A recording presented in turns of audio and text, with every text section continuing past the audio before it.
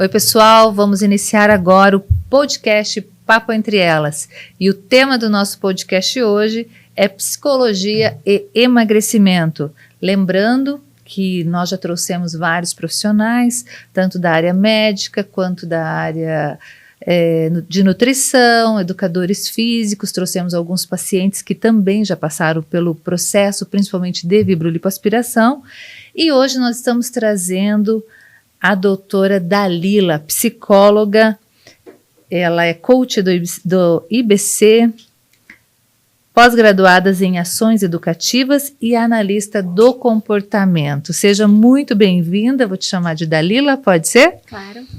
Obrigada, Rita, é um prazer imenso estar aqui e poder compartilhar um pouquinho sobre a ideia da psicologia, a importância da psicologia no processo de emagrecimento.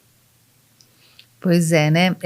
Imagino que seja muito ampla essa conversa, né? Nós estudamos muito, lemos muito sobre esse cenário e isso vai impactar muito, inclusive, trazer esse conhecimento para os nossos seguidores, para os nossos pacientes, e reforçando aqui que a Dalila hoje também faz parte do nosso time de profissionais que está disponível aí para estar atendendo os nossos pacientes, principalmente aquele paciente que está tentando emagrecer e que às vezes se sabota, né, que acorda de madrugada como escondido da família e tem a fome emocional para tentar suprir alguma carência. Então, tantas fomes emocionais, né, que podem acontecer, e a Dalila vem para somar no nosso time. Então, seja muito bem-vinda também por esse motivo, muito Dalila. Obrigada, é uma honra fazer parte da equipe.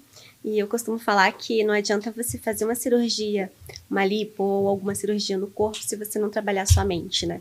Então, é muito do autoconhecimento, enfim, tem várias questões que abordam o processo de emagrecimento, não só na cirurgia plástica, como é o ponto-chave da Lipari, né, a vibrolipo, mas acredito que tem que trabalhar mesmo o psicológico, trabalhar o autocontrole, o autoconhecimento para você conseguir ter um emagrecimento mais saudável.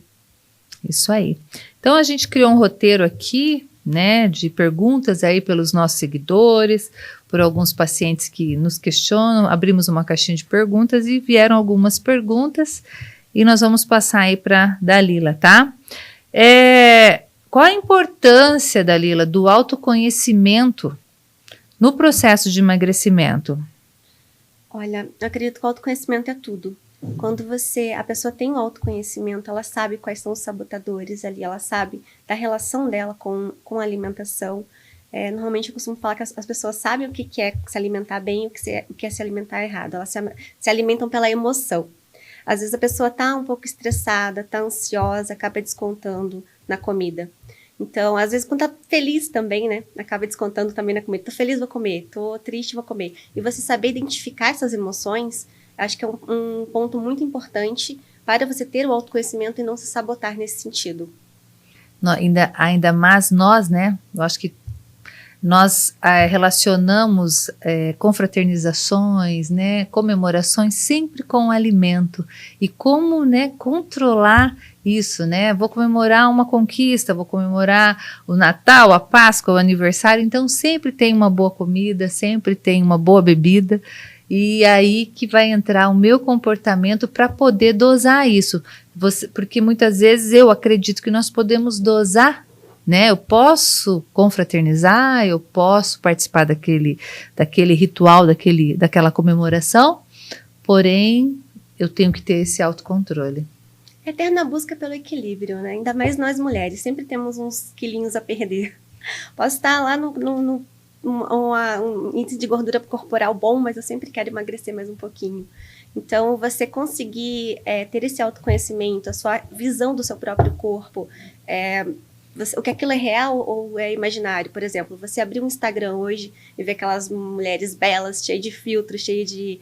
É uma coisa que mexe muito com a cabeça da gente, né? Nossa, eu sou horrível frente a essas mulheres tão lindas. Mas aí a gente tentar equilibrar também o que é real ali. E o que é... Bom, elas trabalham com isso. A gente está falando de artistas. E muito da sociedade prega o que é o padrão de comportamento ideal. Não existe padrão de comportamento ideal. E de beleza também. E de né? beleza também. A gente fala isso muito relacionado ao corpo. Mas aí, o que tá? Às vezes isso leva tanto pra cabeça que a pessoa acaba ficando doente, acaba ficando com a baixa autoestima, acaba descontando, fala assim, eu não adianta, eu não vou conseguir emagrecer mesmo, vou comer, vou ser feliz. E acaba até afetando a questão da saúde. Acaba ficando sobrepeso, acaba indo para um índice de obesidade, ou até compulsão alimentar, que é uma doença, né? Fato. A gente não fala de exageros na compulsão alimentar, não é uma questão de, come demais, porque não para? É realmente uma doença. Então, ter um equilíbrio, encontrar um equilíbrio entre uma alimentação saudável e o autoconhecimento com o seu próprio corpo, se aceitar como você é. Tem bastante questão da autocompaixão também. É porque a gente é tão fácil falar para uma pessoa, para uma amiga, nossa, você tá tão linda, mas tô me sentindo gorda. Não, você tá linda. E a autocompaixão com a gente mesmo, né? Onde que fica? É verdade. Então, por isso existe a frase, né?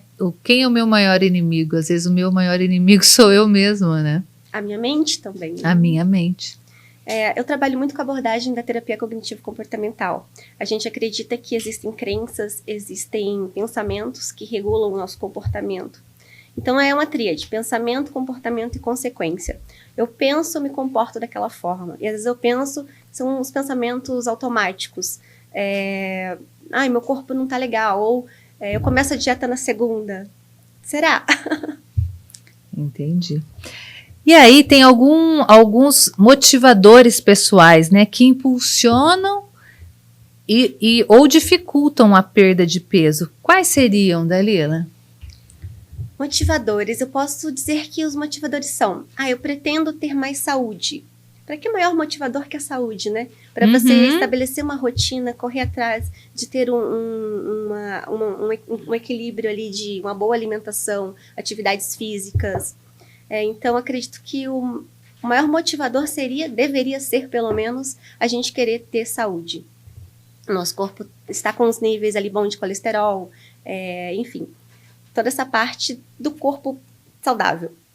E acredito que os sabotadores, a gente consegue falar aí de estresse, de ansiedade, que são comportamentos associados, né, ou transtornos até associados, que acabam influenciando na comida, porque a gente se alimenta muito pelas emoções. Como a gente estava falando, estou feliz, vou comer alguma coisa. Estou triste, vou comer alguma coisa. Então, acho que esses são motivadores mais negativos, que influenciam bastante na questão alimentar.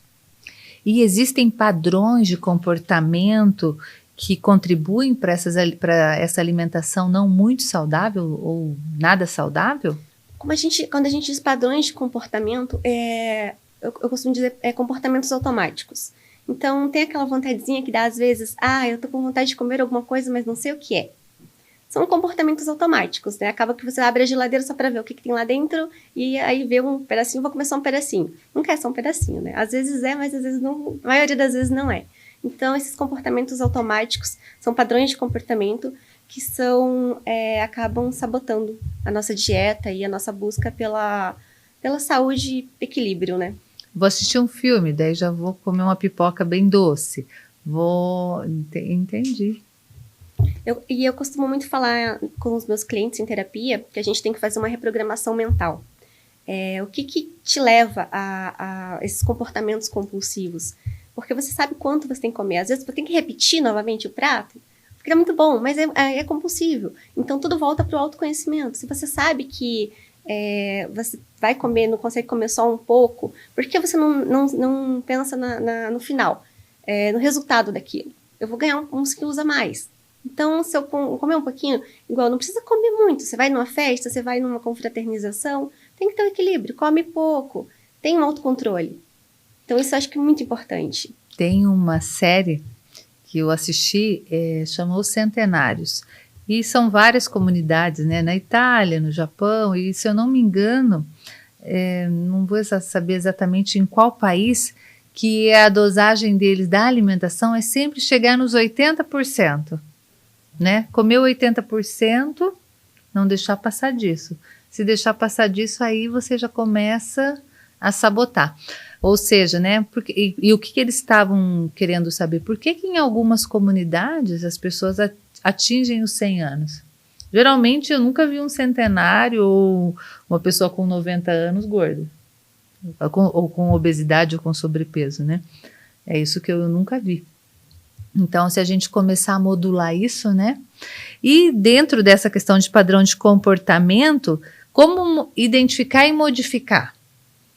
Qual seria a dica, né? Para identificar e modificar esses comportamentos automáticos? Então, a gente volta muito pro autoconhecimento e autocontrole. Quando você se conhece, você sabe o que te leva a se alimentar exageradamente, você consegue ter esse autocontrole. Agora, se você não consegue, se você vê que já é uma compulsão, se te incomoda tanto, aí eu indico mesmo você procurar ajuda.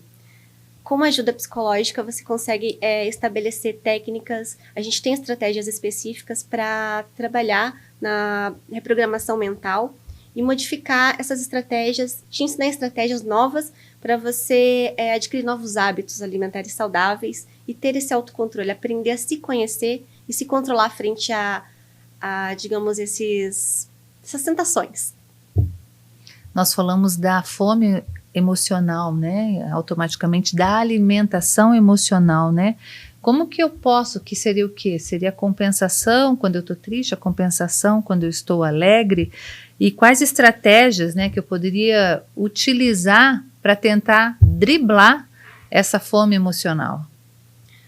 Eu acredito que a gente tenha que focar em adquirir novos prazeres. Se para você um prazer, a comida é um prazer, que tal a gente pensar ali em adquirir novos prazeres, adquirir um hobby? Precisa ser, se você não gosta de atividade física, mas sei lá, você gosta de viajar, você gosta de fazer uma caminhada, e tirar o foco aquela tentação específica que é de comer exageradamente. Ou de comer alguma coisa que não está no horário, não está na sua dieta, não está na sua programação. Então, tenta focar em outra coisa, algo que vai te tirar a atenção daquilo. Eu acho que o primeiro pensamento que me vem é você ter novos hábitos, focar em algo que te dê também a sensação de bem-estar, que não seja voltado para a comida. Eu li, ainda ontem a gente estava falando sobre isso, né? Algumas ações que nós podemos utilizar para ocupar o nosso tempo, né? Para distrair, para não termos essa fome emocional. Então, tem alguns exemplos. Uma caminhada, a leitura de um livro, o que mais que vocês poderiam sugerir? Assistir um filme, ir para academia, meditação, relaxamento, tem algumas terapias de relaxamento, fazer um yoga. As ações são diversas, né, que você pode aí ter como estratégia. Depende muito de pessoa para pessoa. A gente tem que analisar a rotina da pessoa, o contexto financeiro, o contexto de tempo que ela tem. Então, às vezes, é mais fácil ela chegar em casa depois de um dia que trabalhou estressante e descontar o estresse na comida. Tá, mas e se a gente reprogramar isso aí e você for assistir um filme, se você gosta de filme? Ou se você resolver fazer um passeio com... Bom, eu costumo, quando eu chego estressada em casa, fazer um passeio com o meu cachorro. É uma coisa que ali eu tenho um tempo a passeio num parque perto de casa, eu já volto outra pessoa. Toma um banho gelado, alguma coisa assim. Depende muito, são muitas estratégias, depende muito do que a pessoa gosta. E mas é interessante nós falarmos aqui e trazer essas dicas, porque às vezes a pessoa nem tem noção de que aquilo pode realmente impactar na sua fome emocional, né? Ocupar o tempo dela. E junto com isso, é interessante nós falarmos das metas, porque através de metas que você estabelece, né? Metas mensuráveis, aquelas metas que você consegue alcançar, você organiza seu dia, distribui seu dia, inclusive na alimentação e nas atividades do dia a dia. Como que você sugere isso aí? Então, eu vejo muitos clientes meus que chegam, eu quero emagrecer 10 quilos até o mês que vem.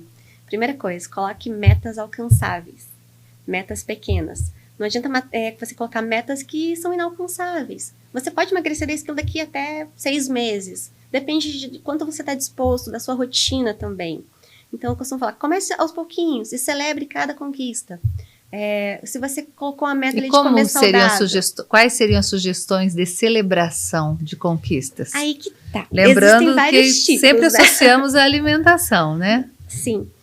Eu penso assim, que você tem uma rotina lá e durante a semana você conseguiu cumprir sua planilha de treinos. Comemora isso. Isso te dá mais motivação para a semana seguinte você continuar seguindo a planilha de treinos. Então, comemore isso como? Se dê um momento de prazer. Não sei, eu tenho momentos de prazer que não são voltados para comida. Eu gosto muito de parar, ler um livro. Eu gosto de fazer um passeio. Eu ando de moto, né? Então, eu gosto de pegar um sábado à tarde, fazer um passeio de moto. São prazeres que eu me dou como recompensa por ter conseguido cumprir rotinas que eu tinha na planilha da semana.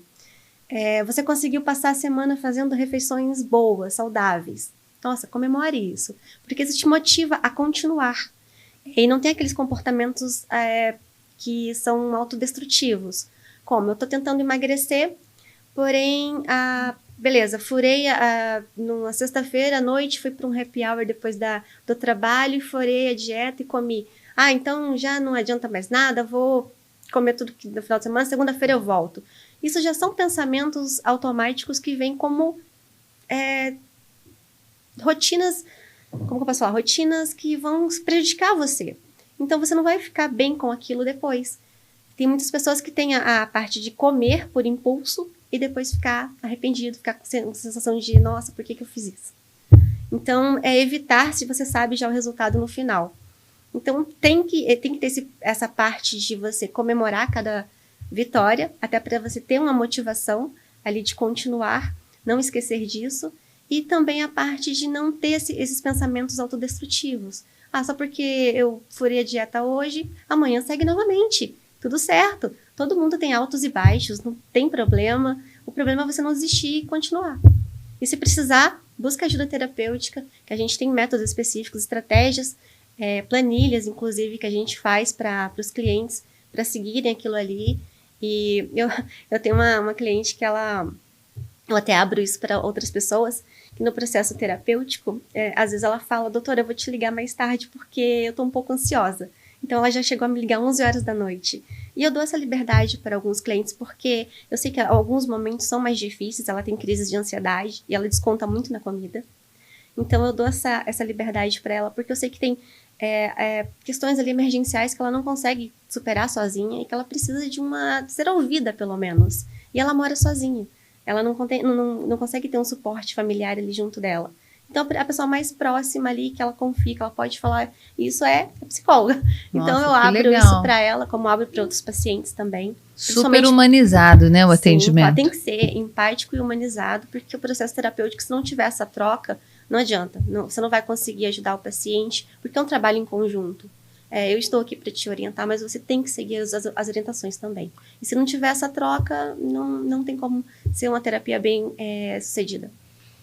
Assim como as pessoas muitas vezes querem passar pelo processo de emagrecimento muito rápido, elas têm que entender que o processo terapêutico é um processo, né? Então, ele demanda, e tratando o paciente individualmente, talvez esse paciente vai levar 5 meses, esse 6 meses, esse 1 ano. Então, tem que entender que isso é um processo, né? E que não é uma conversa que vai resolver todos os problemas, né? Destacar isso é bem importante. Falando no processo terapêutico, eu gostaria de falar um pouquinho como que é o processo terapêutico. Claro. Porque muitas pessoas ou não conhecem ainda, ou estão acostumadas com outras abordagens, mas o meu método de trabalho. Vamos supor, vou colocar a Joanne como uma figura ilustrativa nossa. A Joanne me procurou falando que ela se sente muito ansiosa. Nessa primeira sessão, ela marca a primeira sessão, que é o primeiro passo.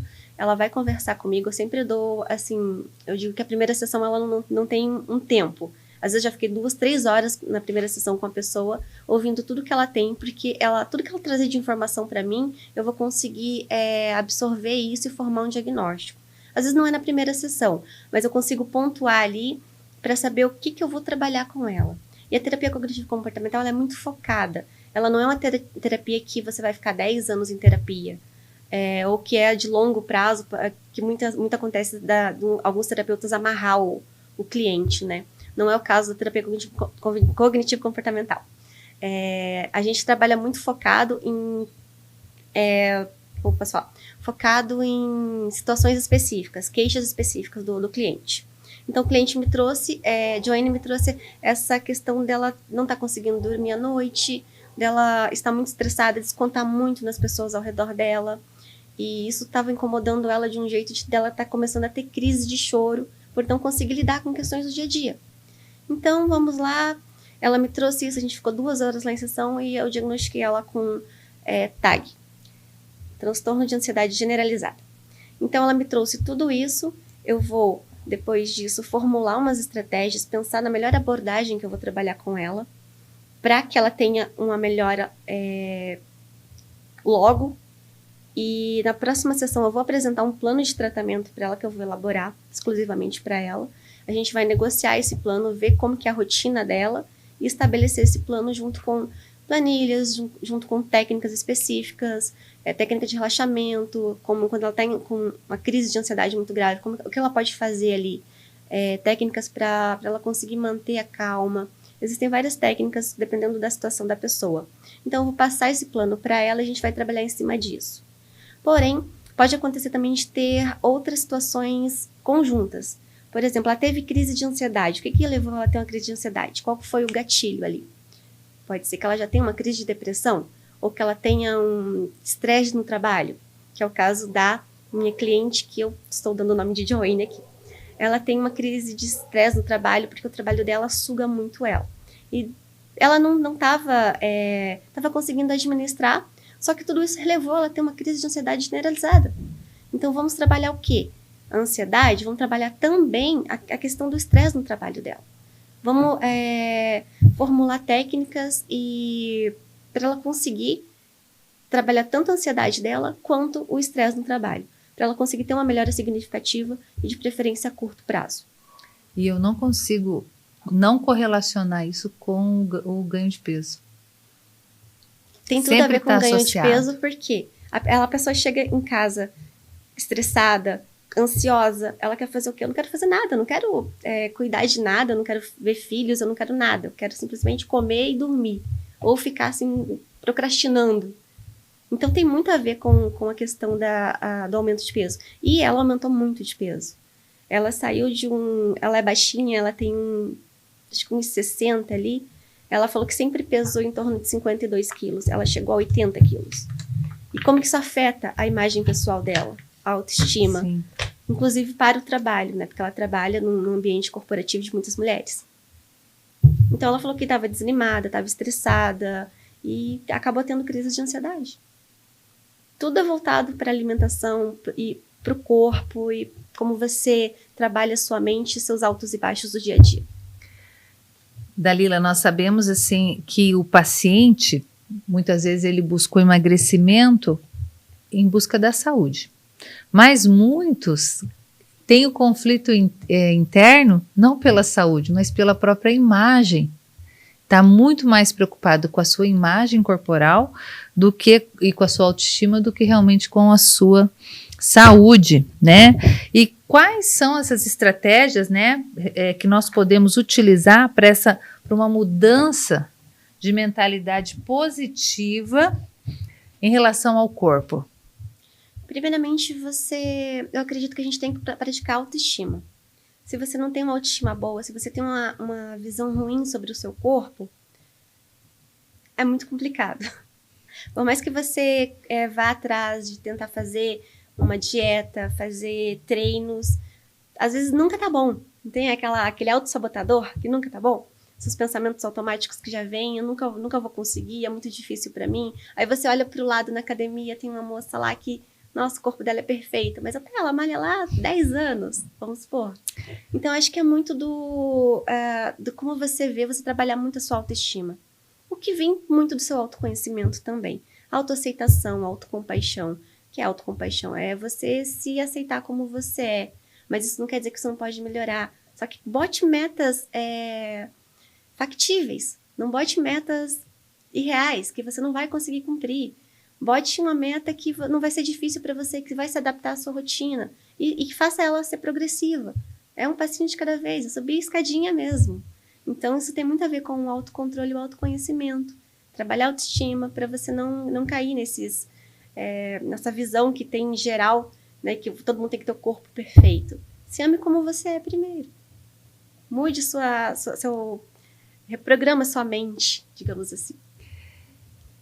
A Dalila está entrando para o nosso time e ela né, fica à disposição de todos os nossos pacientes para fazer esse acompanhamento psicológico, tanto no pré-operatório como fazer acompanhar esse paciente no processo de emagrecimento, porque nós sabemos que É feito o procedimento, entra a nutrição, muitas vezes entra um profissional de endocrinologia e agora pode-se entrar o psicólogo também. Como seria o seu trabalho no acompanhamento desses pacientes de vibrolipoaspiração? Certo. Bom, acredito que cada cliente, eu não falo paciente, porque para mim ele não vem para uma cirurgia, então eu gosto de falar cliente. Ele vem para mim com uma queixa ali ou com alguma coisa que ele queira trabalhar. Eu acho que cada indivíduo é único e a gente tem um método específico para cada um. Mas, falando no geral, eu acredito que eu consigo ajudar ele nessas crenças automáticas, pensamentos automáticos, como manter uma rotina saudável, como construir hábitos. Estabelecer metas, né? Organizar uma planilha diária, semanal, mensal. Questão do autoconhecimento mesmo, e você estabelecer metas ali também, para você conseguir ter uma vida em equilíbrio, né? É o que a gente fala, corpo e mente em equilíbrio. Você trabalha o corpo, você faz uma vibrolipo, mas se você não trabalhar a sua mente, você pode vir a engordar tudo novamente, porque você não muda a sua rotina, seu comportamento, seus hábitos. Então, eu acredito que é muito importante um acompanhamento nesse sentido, falando mais generalizado, né? Mas também, pacientes que não são exclusivamente da clínica de vibrolipo, de emagrecimento, a gente consegue trabalhar, eu trabalho muito com crianças também. É tudo voltado para análise do comportamento, modificação de comportamentos. Então, modificando comportamentos, você consegue ter uma vida, comportamentos negativos, no caso. Você consegue ali ter uma vida mais em equilíbrio e saúde mental, saúde e bem-estar com o corpo, no geral, com tudo. Dalila, e qual a mensagem que você deixa aí para os clientes, ou para os pacientes, ou até mesmo para os nossos seguidores, que estão aí nesse processo, né, de tentativas de emagrecimento e que muitas vezes está desencadeando ansiedade, depressão, autossabotagem, baixa autoestima? Qual a mensagem que você tem para essas pessoas que estão em crise com o seu corpo, com a sua saúde? Bom, vou repetir uma coisa que eu falei ali, que tenha autocompaixão consigo mesmo. Você não é perfeito, você tem altos e baixos, todo mundo tem altos e baixos. Então, acredito que quando você consegue prever, qual que é o pior cenário possível? Então, prevê isso e tenta mudar. Pequenas rotinas, pequenas mudanças de rotina já fazem grande diferença. É do pequenininho que a gente consegue chegar até um resultado final. E se você não consegue sozinho, busque ajuda. A gente está aqui para ajudar. E acredito que para você ter um equilíbrio ali, você tem que coordenar sua mente e seu corpo de forma que você consiga viver uma vida e ter um bem-estar. Então, se você precisa procurar ajuda, procure ajuda, que os psicólogos principalmente estão aqui para ajudar nesse sentido, de criar rotina, de modificar pensamentos distorcidos sobre o corpo.